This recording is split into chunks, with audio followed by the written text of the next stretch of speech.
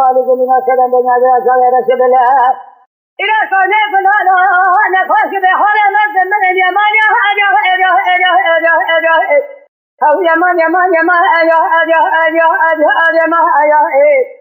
سلا يمان يمان يمان يمان يمان زمان جديا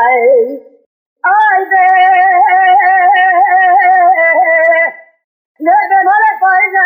سرّ شبايا بدأ جرّا كشرا لا ديرا لحد ما قبض نايا قرب لما عليك من هذا الوقت ودانا شيء ودري كامل سداي إلى الحرم لا كثاري مالك بدأ لا سنة يمانيا سلا يمان آخلا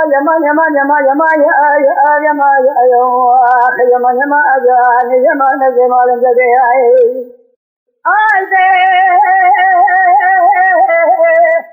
لا فايدة رابط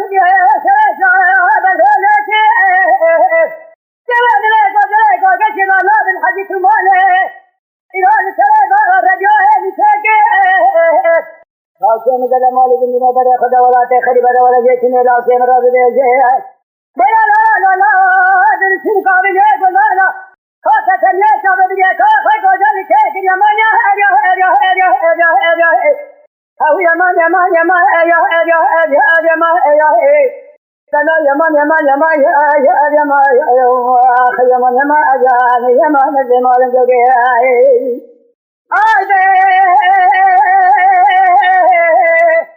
نبي مالك فايزة رأي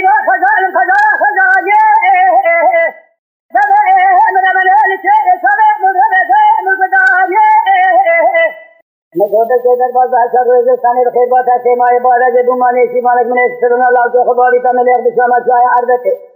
नबी का हरामे मेरा हरे तो खबर माजे यमाया चलो यमान आखला यमान यमान जमाल जदे